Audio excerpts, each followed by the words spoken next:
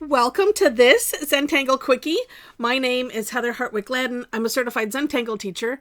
And today we're going to take a look at the Tangle Coneglobe from Duska Bacani. And I hope I've at least got that close. All right.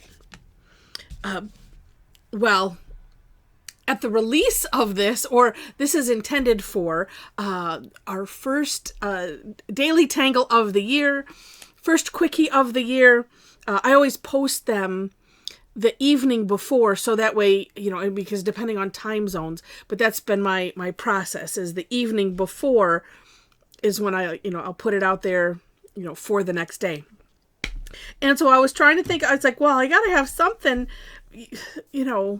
New Year's Day worthy. And I remembered this one. I'm like, oh, this will be perfect, because a lot of us will, well, I used to, watch the ball drop, and I think there's probably lots of those around, but, for me, it's like, since, Dick Clark is gone, it's just not as fun anymore to watch. That used to be my go-to. Even if I didn't know, half the people on there, at least I had to watch that. There's just something about it, traditions. So anyway, but I thought, oh, this will be perfect. And it kind of plays with some, some neat concepts as well. I will admit, I switched up the order of things in my version of the step outs. You'll find my version and Duska's step out in the description section. Okay, so what I decided to do, because I thought it would be easier, is start off with an orb. And we'll just make a big orb. And as you know, the reason we call it an orb is because there's too much pressure calling it a circle. You'd have to be, we try to avoid things that imply any kind of perfection. So it is what it is. All right, then. And you pick which directions. Luckily, my little, beginning and ending spot is about right here. But we're just going to put like that. An upside down V, if if you're doing it that way, and then we'll do it on both, like polars, right? North pole, South pole, like that. I don't know if it matters the size. I would just have fun with them. I don't think so. When looking at some things, don't worry about it. And then fill it in.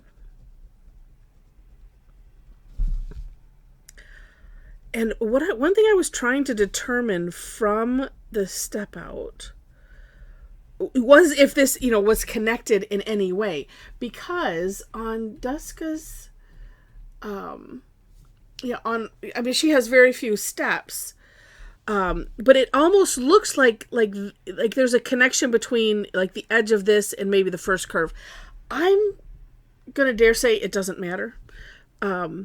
You could start off with basically a seed shape. You could start off with a straight line down the middle. Actually, maybe I'll add. Well, no. I did my step out. I wanted to model after Duska's, a bit, and then add in, my own idea. But so let's just do this. Depending on how, like I did these kind of wide. Oh, let's just turn it. Okay. Oh, but I want to. There we go. So if you wanted to have that kind of connect, you could just make that be your beginning and ending if you want to. Like I said, it's really not gonna matter. You just want to have it curving to the outside, and then this one, same idea. And then up to you how you want to do this. And before I do anything, let me also mention something you can play with. And I put this, I scribbled it in on the step 5 of my notes.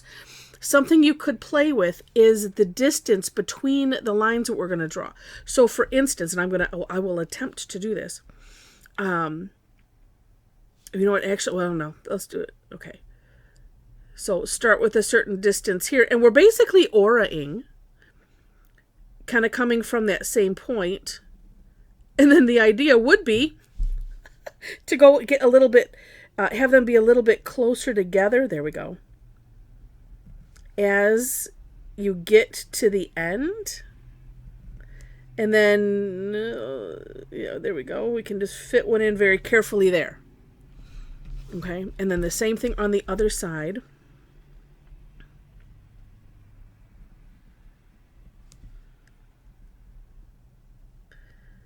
I have this challenge with it. It's like,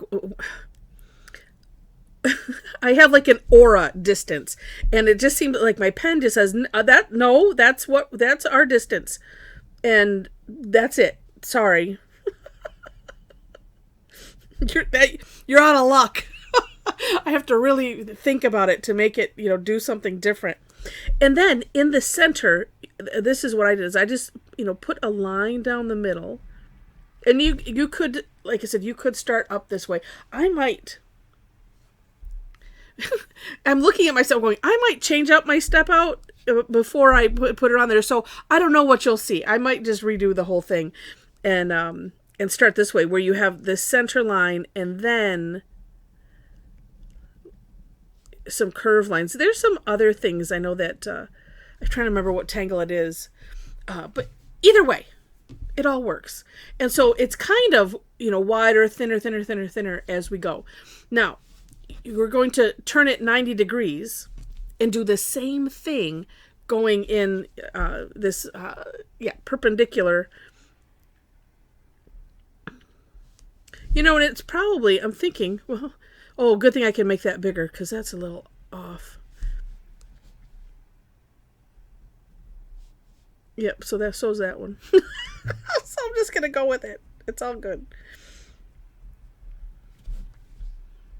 And afterwards, you can always play with these and add to them, make, I'm picturing having it be, elongated and stuff like that. If you look at her sample, she kind of does it and just takes these like strings just out. It's really, really, it's just clever. And this is a nice concept if you want to take anything and make it look like it's a globe. This is the idea. Right, so because you start wide, and if you have it a little curved going either direction, and then wide to small, and it works good. Let's do this. Let's experiment. Let's do the straight line first. And then we can just do one side at a time. I can feel how I'm pushing on the paper a bit, because I can feel each groove. Just, I don't know if you can, I don't know that you can hear it. It's not that loud, but I can definitely feel it.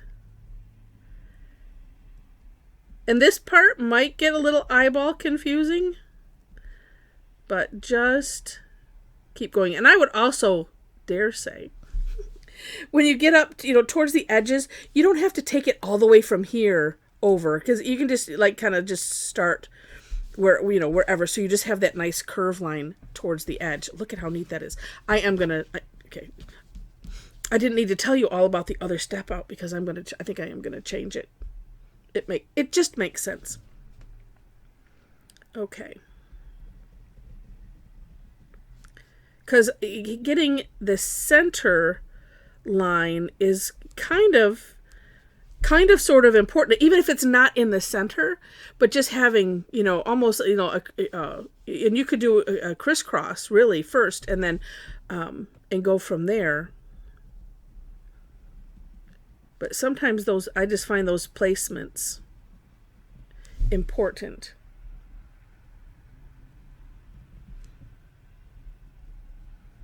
And what's interesting is this, it's not hard, right? Not hard at all to do. And look at the neat result. And of course, you could, but first. Well, I could play with this afterwards. I'll play with it afterwards. Never mind. You can accentuate what you've done here with graphite. And actually, wait, hold on a second. I see what she did. Okay, let me back up. So on the one, it's not in the step out per se, but in the big sample below the step out and above, it looks like like she's added some, and it's actually in the verbiage. Let's see, and I think this is Linda's, using the Tangle Enhancer rounding at the edges. So you could, although see, this is so small. I mean, you could thicken. It's so small you can't see it. You could bring this out into these lines. Actually, I'm just tracing over. Let's do this bottom. Let's see if you can. I'll start from the middle. It's a little more separate there.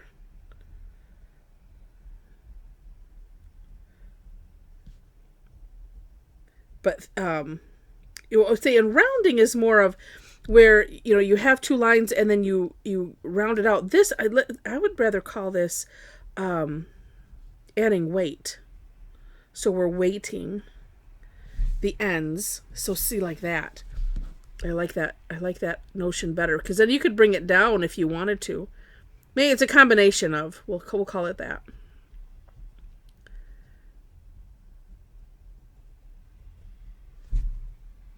Like so. And let's see if I can. Yeah, so I'm just, like I said, I'm thickening it first and then kind of rounding, so that way it doesn't look like, oh, I just have all these thick lines. And especially, you know, here where it's, you see the space, that's where it kind of helps to have the rounding. It makes the, you know, adding this thickness up at the top make a little bit of sense. And you could just, you know, redefine as well if you want to. And, you know, too, like this one, I've brought that, well, let's do it over here. I brought that thickening down a bit. And it was really just,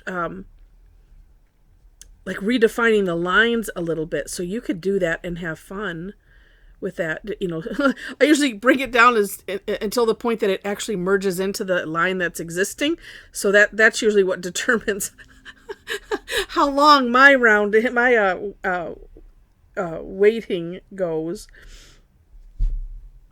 But that just adds some neat extra dimension to it.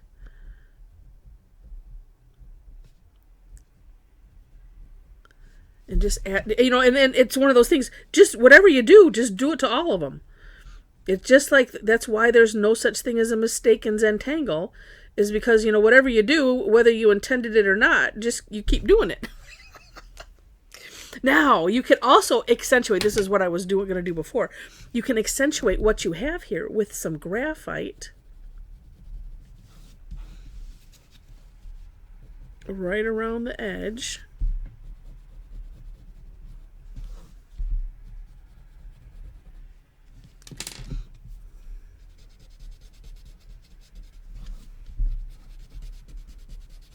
You know, and bring it in as, you know, as far as you want to. One thing to note, yes, when you put, when you have a lot of ink down, especially on these, the Zentangle tiles, which are a cotton paper, a Fabriano, and it's always beneficial to let it dry a little bit, because the Tortillion wants to catch the paper, you know, the ink and the paper, and then you end up with, you know,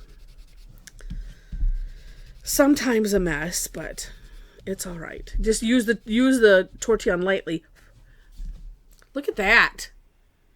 Now, if somebody said, go draw X, it'd be, no, I have no idea how to do that. But because this is Zentangle, and that is the fun. And as I said, I wanted to make these, let's see. Here's my line up. There we go. That is the fun of Zentangle.